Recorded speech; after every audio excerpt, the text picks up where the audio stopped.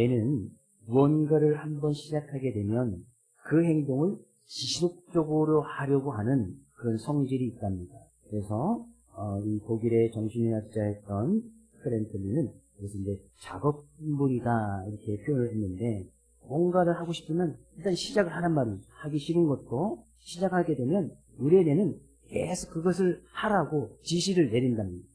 우리가 이 시간 주님 앞에 나와서 예배드리는 것도 우리의 뇌가, 일단 뇌가 명령이 떨어졌기 때문에 우리가 주님 앞에 나와서 예배를 드리는 거 아니겠습니까? 근데 일단 시작하면은 내가 계속해서 그것을 할 수 있도록 세포들이 활성화되어서 그 일을 마침내는 또 이루고 만다. 어떤 그런 논리를 이야기했습니다. 근데 우리가 하나님의 말씀을 듣고 하나님을 예배하는 것은, 우리가 한번 예배를 했다고 해서 우리의 내가 계속해서 예배를 잘 드려라 그렇게 명령하지는 않는 것 같아요. 우리가 하나님의 말씀 한번 읽으면 우리의 내가 계속해서 기쁨과 즐거움을 하나님의 말씀을 읽어라. 뇌는 거기서 자꾸 가지 않습니다. 하나님의 말씀을 대하고 예배를 드리는 것에서는 그래서 믿음이라는 것이 필요합니다. 하나님의 말씀이 기뻐 즐겁게 들려지고 그 말씀을 읽고 묵상하기 위해서는 믿음이 없이는 불가능하다는 거예요. 우리의 내가 아무리 명령을 내려도 믿음이 없이는 할 수가 없는 거예요. 하나님께 예배를 드리는 것도 마찬가지입니다. 하나님을 예배하는데 우리의 내가 예배 드려라 막 그렇게 명령하는 데서 예배 드리는 것이 아니란 말이에요. 거기에 우리의 믿음이 더해져야 하나님을 또 기쁘고 즐겁게 예배할 수 있다는 거죠. 근데 이 우리의 믿음이 믿어지고 싶다고, 믿고 싶다고 해서 믿어지는 것도 아니잖아요. 그래서 우리가 믿음을 가지고 하나님을 찬양하고 예배하는 것은, 전적인 주님의 은혜라고 하는 것은 은혜가 없이는 또 믿음을 가질 수가 없기 때문이라는 거예요. 이 시간 우리가 주님 앞에 나와서 예배를 드리는 것도 믿음의 모습은 나오지만 그 믿음을 허락하신 하나님의 은혜가 전제되어 있어야 됩니다. 그래서 우리는 그 은혜에 감사함으로 이 시간 놓고는 하나님을 찬양하며 예배하며 나가야 할 줄로 믿습니다. 우리가 계속해서 믿음에 대해서 살펴보면서 그 믿음에 살펴보는 의미는 우리의 믿음이 좀 달라져야 할 필요가 있다는 겁니다. 성경에서 믿음은 자라고 성장할 수 있다고 표현합니다. 우리의 처해져 있는 상황이나 환경이 바꾸기 힘들고 사람을 바꾸기 힘들지라도 우리의 믿음은 충분히 자랄 수 있고 우리의 믿음은 변화될 수 있다는 겁니다. 믿음은 성장할 수 있단 말입니다.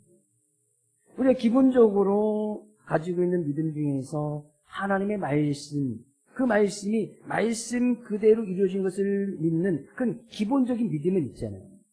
하나님의 말씀이 믿음이 없이 하나님의 말씀이 이해가 되지 않습니다. 창세기 1장부터 우리는 딱 읽으려고 해도 거기서 딱 막히죠. 대체 하나님이 천지를 창조하시니라. 뭘로? 말씀으로. 이것이 어떻게 우리의 상식적으로 과학적으로 증명되고 논리될 수 없는 거죠. 이 세상이 어떻게 하나님께서 일단 하나님이 계신 것부터 시작을 해서 그 하나님이 말씀으로 천지를 창조했다? 뭘로 증명할 겁니까? 우리가 보는 눈 앞에서 하나님께서 해야 만들어져라 해서 해가 딱 만들어진 것이 우리의 눈을 직접 보았다면 믿어지겠지. 근데 태초에 사람도 만들어지기 전에 스스로 계신 그 하나님께서 천지를 창조하셨다? 이거 웬만한 믿음 같지 않은 것은 믿을 수가 없는 거예요. 천지를 창조하신 그런 하나님을 믿고 또 그 하나님을 찬양함에 있어서 믿음이 절실히 필요하다는 거예요. 창조주 하나님을 믿으신 분 안에 정말 대단한 믿음을 갖고 있는 거예요. 사람들이 왜 하나님을 믿지 못하는 이유가 뭐예요? 하나님이 보이지 않거든요. 그 하나님이 천지를 창조했다고 더욱더 웃긴 얘기인 거예요.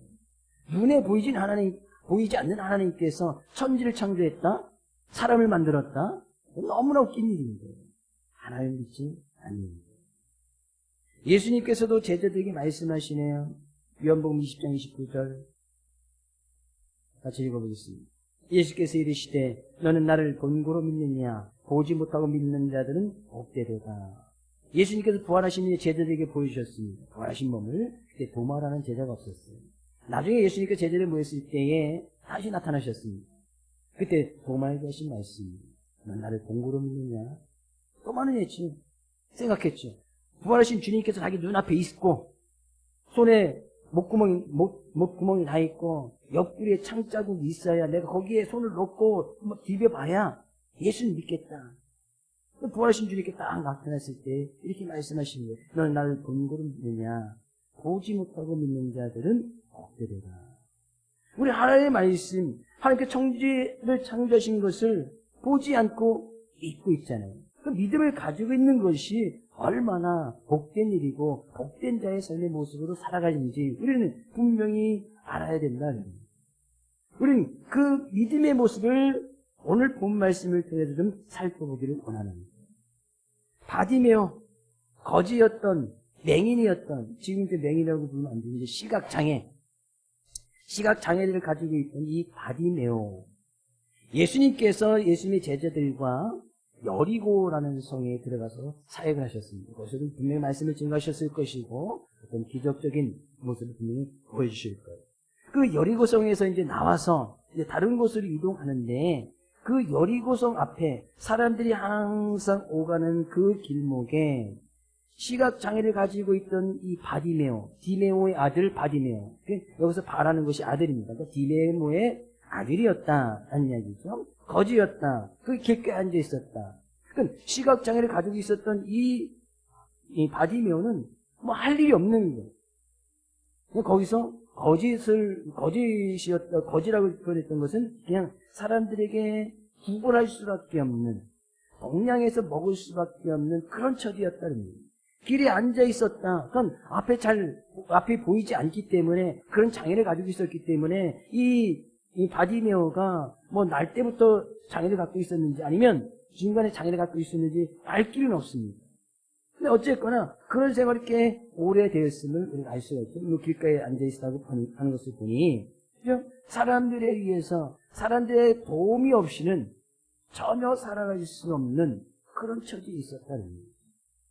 이 길가에 앉았던 그 당시에 유대인들이나 이스라엘들은 뭐 구약성의 레위기에서 말씀했듯이 가난한 사람이나 이웃이나 형제들이 가난한 데에 있을 때 그들을 잘 돌보라는 그 율법의 말씀도 있었기 때문에 오히려 이 거지였고 이 시각장애를 가지고 있던 이 바디모에게 동냥을 하고 뭐 이제 그가 구걸했을 때 조금의 도움을 주는 그런 손길이 있었습니다.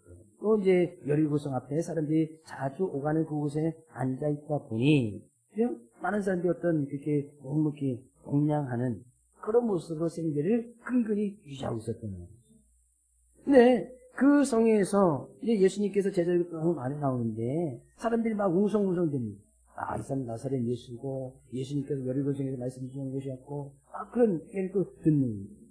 그럴 때 47절 나사렛 예수란 말을 듣고 소리질러 이르되 다윗의 자손 예수여 나를 불쌍히 여기소서. 이 바디메오가 나사렛 예수란 얘기를 딱 들은 거예요. 지금 여기 예수님이 오셨다. 예수님께 가신다. 사람 다 이야기하는 것을 듣는 거예요. 왜? 바디메오는 지금 시각 장애를 갖고 있으니까 예수님을 보지 못해서 그런 소리를 듣고 막 소리를 지릅니다. 다윗의 자손 예수여 나를 불쌍히 여기소서.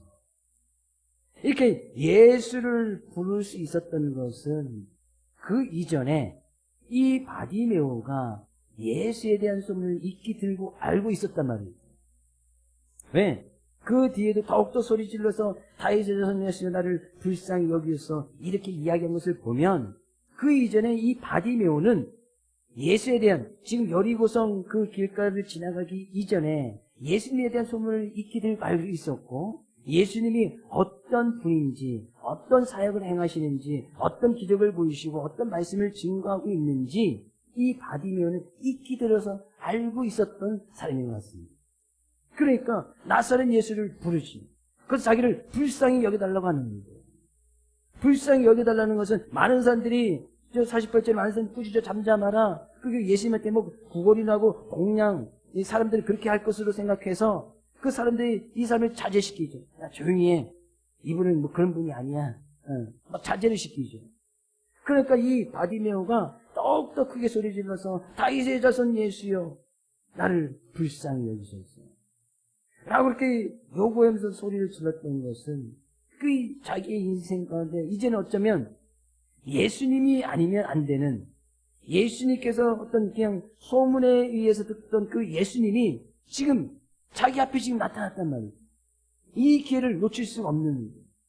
그러니까 사람들이 막 자제를 시키고 꾸짖어서 그냥 잠잠하라고 이야기해도 더욱더 소리 질러서, 여기서 이제 소리를 지른다는 것은 원래 이제 이 까마귀가 우는 소리에서 나오는 의성어인데, 이 까마귀가 정말 애절하고 정말 이제 간절한 외침, 그래서 까마귀가 막 깍깍 소리 지르는, 까마귀도 이 편안하고 즐거울 때는 노래를 잘 부릅니다. 깍깍하지만 정말 이 까마귀가 애절해서 뭔가 도움을 요청할 때는 그냥 소리를 그냥 깍 쓰는 소리를 냅니다. 그런 소리로 예수님이 부릅니다. 정말 애절한 마음이 담겨져 있었던 거예요. 왜?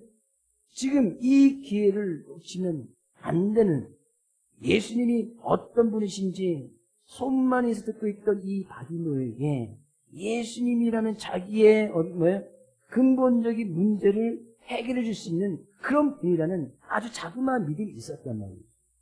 그러니까 그 예수님을 부르는 거예요. 그 예수님을 알지 못했고 그 이전에도 한 번도 듣지 못했더라면 예수님을 부르지 않았겠지. 그냥 유명한 사람이 지나가는 것 보다, 예수라는 사람이 그냥 지나가는가 보다 하고 그냥 지나쳤을 텐데, 그 이전에도 분명히 예수에 대한 소문을 들었었고, 그 예수님을 만나면 어떤 자기의 근본적인 문제를 해결해 줄 것이라는 그런 아주 자그마한 믿음이 있었단 말이죠. 어떻게 할 수 있어요? 예수님께서 그 맹인을 부릅니다. 그러니까 이 맹인이 그냥 겉옷을 버리고 예수님께, 사람들의 손에 의해서 예수님께 나아갑니다. 막 앞에 보이지 않았으니까 혼자 막 뛰어갈 수는 없었겠죠. 주변의 사람들이 도와줘서 그냥 막 있던 겉옷도 막 내팽개치고 사람들이 막 찾아가지고 그냥 예수님 앞으로 막 인도됨 받아요. 그때 예수님께서 말씀하시네. 내가 무엇을 해주기를 원하느냐. 많은 사람들은 아마 거기서 돈이나 음식을 구했을 것이라고 아마 생각했을 거예요. 그러니까 많은 사람들이 막 소리를 지를 때 꾸짖어서 잠잠해라. 예수님 보지만 가진 것도 없고 여기 돌tum도 없으니까. 예수님 가진 게 뭐 있어요. 아마 그래서 잠잠히 꾸짖었던 것 같아요. 이때 이 맹인이 뭐라고 얘기합니까? 선생님이요. 여섯 선생님이 말은 주여라는 뜻입니다. 주인, 내 인생의 주여. 보기를 원하나이다. 예수님께서 말씀하시는 내 믿음이 너를 구원하였느니라. 이 바디메오는 그런 믿음이 있었단 말이에요. 예수님이 어떤 분인지, 다윗의 자손 예수여, 자기 인생의 선생님이여, 주라고 할 정도로 그 예수님이라면 자기가 지금 장애를 갖고 있는 그 장애를 해결해서 보게 하실 수 있다는 그런 아주 자그마한 믿음이 있었단 말이죠. 그러니까 예수님을 만났을 때 예수님을 막 불렀고, 그 예수님께서 무엇을 해주기를 원하느냐 이야기했을 때 돈이나 음식을 구한 것이 아니라 그 주님 앞에 보기를 원합니다. 가장 근본적인 문제를 해결해 주기를 원합니다. 예수님께서 그의 믿음을 보신 거죠. 내 믿음이 너를 구원하였느니라. 그런 자그마한 믿음이 있었단 말이에요. 바디메오는 예수님에 대한 믿음이 있었을 때에 그 예수님에 대한 믿음이 어떻게 생겼습니까? 그냥 소문에 대해서 어쩌면 그의 아버지가 당시에 살아있었는지 안 살아있었는지는 알 길이 없지만 그의 아버지였던 디메오에 의해서, 아니면 주변 사람들에 의해서 뭐 길가에 앉았다가 뭐 보지를 못하니까 사람들이 웅성웅성대고 예수에 대한 이야기를 듣고, 이런 분이라면 자기의 가장 근본적인 문제, 시각장애를 갖고 있는 그 문제를 해결해 줄 수 있겠구나 라는 그런 믿음이, 아주 자그마한 믿음이 생겼다는 거예요. 우리도 잘 생각해 보면 믿음이라는 것이 어떻게 가지게 되었습니까? 누군가 예수에 대해서 이야기를 해줬고, 누군가 하나님의 말씀을 이야기해줘서 그 말씀을 듣고 믿음이 생긴 거잖아요. 누군가 하나님의 말씀을 증거해 주었고 그 말씀을 들어서 믿음이 생긴 거죠. 믿음은 들음에서 나고 들음은 하나님의 말씀으로 말미암느니라. 하나님의 말씀을 듣고, 아마도 이 디모데는 시각장애를 위해서 전혀 앞을 보지 못했던 이 바디메오는 그런 예수에 대한 이야기를 듣고 말씀을 듣고 거기에서 예수님이라면 자기 인생의 선생이 되고 주인이 되셔서 자기의 인생의 문제를 해결해 줄 수 있는 그런 분이실 거라는 그런 믿음은 아주 자그마한 믿음을 갖고 있었다는 겁니다. 예수님께서 뻔히 아셨겠지요. 이 시각장애를 가지고 있는 사람에게 가장 필요한 것이 뭐예요? 폰이나 음식이 아니에요. 시각장애 갖고 있으면 당연히 시각장애가 해결되어지는 그 문제 아니겠어요?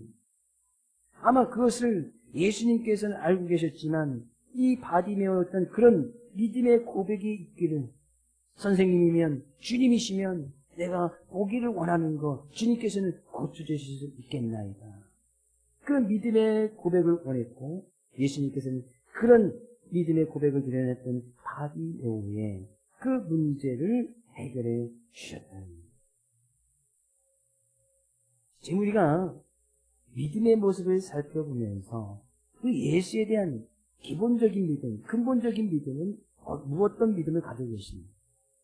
예수에 대한 기본적인 모든 말씀을 가지고, 하나님의 말씀을 가지고 그 말씀을 주신 말씀이 우리 인생의 길이고 진리고 생명이시며 그 말씀을 통해서 하나님의 사랑을 보여주셨던 그 하나님의 말씀을 통해서 주셨던 예수님에 대한 그런 믿음의 모습은 어떤 믿음의 모습으로 나아가고 있느냐. 근데 더 중요한 것은 그 다음을 이야기하고 있습니다. 52절 가서 보니까 예수께서 이르시되 가라 내 믿음이 너를 구원하였느라 하시니 그가 곧 보게 되어 예수를 길에서 따르니라. 예수님께서 그 시각장애를 가지고 있던 바디메어의 어떤 장애를 바로 그 자리에서 해결해 주면서 그가 이제 보게 된 거예요.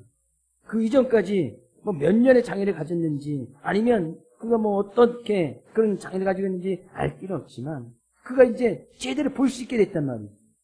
근데 보게 되었을 그때 바로 즉시 그 자리에서 예수를 길에서 따라갔다는 거예요. 예수님을 따라갔단 말이죠. 예수님에 대한 자그마한 믿음이 있던 이 바디메오가 어떤 기적을 체험하면서 예수님의 어떤 이적적인 권능의 모습을 몸소 체험하면서 그 예수님을 길에서 따라가는 제자의 모습으로 따라갔다는 거예요. 우리는 이 대목을 좀 집중해 줄 필요가 있습니다. 예수님에서 간절히 기도하고 나갔던 이 바디메오가 그 자리에서 한 단계 믿음이 바로 성장하는데 어떤 기적을 체험한 것도 있겠지만 그는 예수님을 길에서 따라다니면서 어쩌면 자기의 삶 가운데 주어진 모든 것들을 버리고 예수님을 따라가는 거예요. 성경이 거지라고 표현했으니까 가진 것은 많이 없었겠지. 근데 그 가운데서 예수님을 따라갔다. 예수님을 따라갔다는 것은 어떻게 보면 이제까지 살아왔던 자기의 삶의 모습 외에 전혀 다른 길을, 전혀 다른 인생을 살아가는 것입니다. 하나님께서 아브라함을 부르실 때도 마찬가지예요. 창세기 12장 1절에서 2절 말씀 가서 보세요. 하나님께서 아브라함을 처음 부르실 때 말씀입니다. 여호와께서 아브라함에게 이르시되 너는 너의 고향과 친척과 아버지 집을 떠나 내가 내게 보여줄 땅으로 가라. 내가 너로 큰 민족을 이루고 내게 복을 주어 내 이름이 창대하게 하리니 너는 복이 될지니라. 아브라함이 75세 하나님께서 아브라함을 부르시는데 처음 이 말씀을 주시는 거예요. 너는 너의 고향과 친척과 아버지 집을 떠나 내가 내게 보여줄 땅으로 가라. 이 말씀 딱 들으면 2절 말씀은 들어오지 않습니다. 복을 줄 것이고 복의 근원이 될 것이다. 그건 앞에 있는 말씀이 이루어져야 복을 주실 것이 아니에요. 근데 지금 75세 된 그 아브라함에게 하나님께서 나타나서 너 너의 고향 떠나가, 친척 떠나, 아버지 집을 떠나. 아버지 집을 떠나는 것은 자기 가지고 있는 모든 것을 버려두라는 거예요. 친척을 떠나는 것은 자기가 알고 있던 모든 사람들을 다 떠나라는 거예요. 자기 고향을 떠나는 것은 자기의 익숙함, 자기가 생각했던 익숙함, 편안함, 그 모든 것을 다 떠나라는 거예요. 그리고 전혀 다른 길을 가는 내가 내게 지시할 그 땅, 전혀 다른 곳, 다른 삶을 살아가라는 거예요. 그러면 너 복 줄게. 1절 말씀 딱 들리면 2절 말씀 복을 주겠다, 뭐 잘 되겠다, 창대하겠다, 이 말씀 들어오지 않습니다. 내가 지금 이곳을 떠나야 되는데, 집을 떠나고, 아버지 집을 떠나고, 친척을 떠나고, 고향을 떠나게 되는데. 저도 가끔 이제 새로운 곳에 여행을 가면, 거기서 이제 가이드가 있습니다. 가이드가 있어. 현지 사정이 아주 잘 알고 있는 가이드가 친절히 길도 가르쳐주고, 맛집도 소개해주고, 여행하는 코스도 다 해서 다 알줍니다. 그럼 너무 편하게 여행을 하는데, 왜? 가이드가 있으니까. 여기 가서 데려다 주면 구경하고, 밥 주면 밥 먹고, 또 궁금한 것이 있으면 가이드에게 묻지. 아, 뭘 조심해야 됩니까? 뭘 먹어야 됩니까? 또 다른 것을 추천해 주십시오. 하면 가이드가 아주 친절하게 잘 대답을 해줍니다. 항상 의지, 가이드만 믿고 따라가면 되는 거예요. 그러면 안전한 여행을 할 수 있습니다. 항상 저는 이제 새로운 곳에 가면 이 패키지, 가이드가 있는 여행을 합니다. 근데 제가 문경에서 살고 있을 게 오래됐는데, 문경에 어딜 갈 때 누구한테 묻고 가지 않아요. 문경이 이제 골목골목 다 아니까. 맛집 몇 개 없지만 맛집 다 알고, 뭐 다 알고. 그러니까 익숙하니까 잘 알고 있으니까 뭘 조심해야 되는지, 어디를 가야 되는지, 어느 시간대 가면 차가, 문경은 차 막히는 시간이 거의 없지만 차가 막히는지, 어디를 피해 가야 되는지 너무나 잘 알아. 그래서 누구한테 묻지 않아요. 그렇죠? 어디 갈 때 누가 새로운 곳에 가서 맛집이 있다면 한번 물어보죠. 어디 맛집 생겼다면 한번 물어봐요. 그건 전혀 묻지 않습니다. 예, 너무나 잘 알고 있기 때문에. 어쩌면 우리의 믿음이라는 것이, 아브라함이 믿음으로 하나님을 쫓아서 주의 말씀을 쫓았다는 것은 그의 익숙함을 버린 것이거든요. 그의 지혜와 지식을 버린 거예요. 그의 편안함을 버린 거예요. 그래서 성경은 믿음이라고 표현하고 있잖아요. 그러니 하나님께서 지금 원하시는 것은 뭐예요? 네가 지금 알고 있는 거 다 버려라. 익숙함을 떠나라. 편안함을 떠나라. 그러면 전혀 하나님께서 보여주신 그 땅, 하나님께서 가라간 그 땅에는 하나님밖에 없으니 이 아브라함이 온전히 의지하고 물어야 될 분은 오직 하나님밖에 없는 거예요. 하나님께서 주실 땅으로 가는데 하나님 내가 어디로 가야 됩니까? 오늘은 어디 가서 자야 됩니까? 오늘은 뭘 먹어야 됩니까? 오늘은 어디에 따라가야 됩니까? 항상 하나님께 묻고 하나님을 의지할 수밖에 없는 그런 믿음을 하나님께서 요구하셨다는 겁니다. 어쩌면 우리의 익숙함이, 편안함이, 우리가 너무나 잘 알고 있는 지혜와 지식이 우리의 믿음의 방해 요소가 될 수 있겠네요. 너무나 잘 알기 때문에 하나님께 기도하지 않는단 말이에요. 오늘 어떻게 살아야 될지 기도하지 않습니다. 왜? 너무나 잘하니까. 오늘 어떻게 될지 너무나 잘하니까. 오늘 뭘 먹어야 될지 하나님께 묻지 않습니다. 왜? 냉장고 문 열도 그득그득 먹을 것이 너무나 많으니까. 하나님 오늘 뭘 먹어야 됩니까? 오늘 어떤 길을 가야 됩니까? 오늘 어떤 삶을 살아야 됩니까? 전혀 묻지 않아요.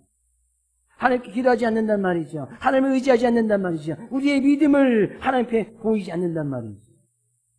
너무나 익숙함이, 편안함이, 너무나 안다고는 우리의 지혜와 지식 때문에 우리의 믿음을 주님 앞에 나타내지 않는다는 거예요.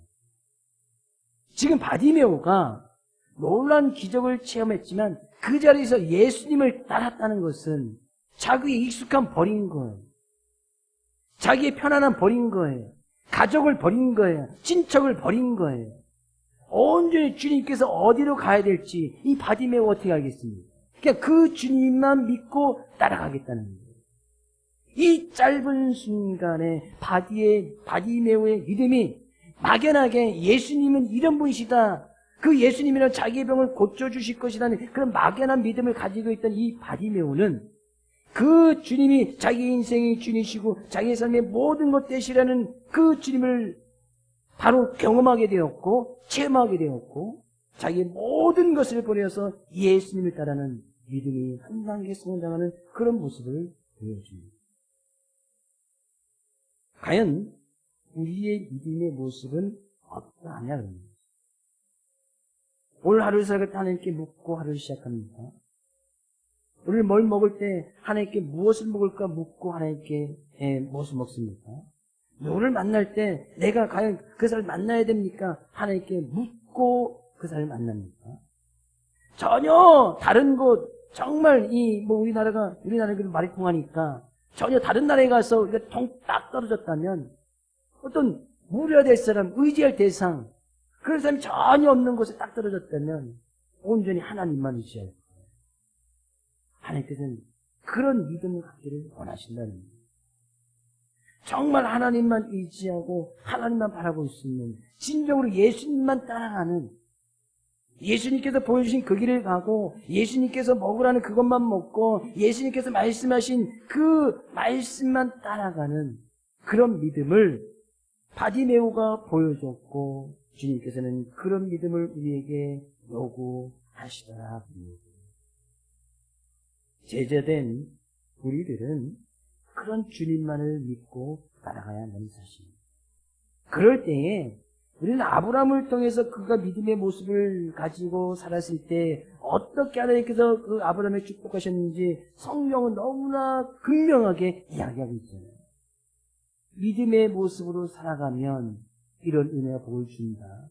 근데 그 믿음의 길을 살아가는 것은 정말 많은 것을 내려놔야 됩니다. 많은 것을 포기해야 된단 말이에요. 우리의 익숙함을 좀 내려놔야 돼요. 우리의 편안함을 내려놔야 된단 말이에요. 내가 아는 지혜와 지식을 좀 내려놔야 된단 말이죠. 우리 너무나 많이 알고 있기 때문에 하나님을 의지하지 않는 거예요. 너무나 많은 성경적인 지식을 갖고 있기 때문에 하나님께 기도하지 않는 거예요. 바디메오 보십시오. 그냥 더욱더 소리질러 사람들이 꾸짖어서 잠잠하라 이야기해도 나사렛 예수여, 오직 주님만이 나의 삶길이고 나의 인생의 주인 되심을, 그 주님을 외쳐 부르지 않습니다. 그런 간구함, 간절함, 애절함이 우리의 믿음 가운데 더해지기를 원하고, 그럴 때 우리는 진정으로 예수님을 따라가는 제자의 모습으로 살아갈 수 있다는 사실입니다. 우리는 이번 한 주간도 너무나 잘하는 거, 익숙함, 편안함 내려놓기 원해요. 내가 아무것도 모른다 하면 뭔가 의지할 사람, 아무것도 모르는 아이들은 항상 부모님을 의지하잖아요. 네, 부모님 의지하면 부모님 다 인도해주고 먹을 거 주고 새로운 길을 데려다 주고 조용히 시켜주니까. 그런 우리가 정말 너무나 잘하는 그런 익숙함, 지혜와 지식을 좀 내려놓고 무엇을 하든지 간에 하나님께 기도하고 주님의 인도하심을 받아서 그 주님의 인도하심을 경험할 수 있는 귀한 한 주간 될 수 있기를 주의 이름으로 축복을 드립니다. 그래서 온전히 주님을 따라가는 제자의 모습으로 이번 한 주간도 승리의 모습을 있기 원하고, 주님을 온전히 잠잠히 내 삶 가운데 어려움이 있어도 문제 있어도 주님만 바라보고 나가는 믿음의 모습으로 살아갈 수 있는 모두가 될 수 있기를 주의 이름으로 축복을 드립니다.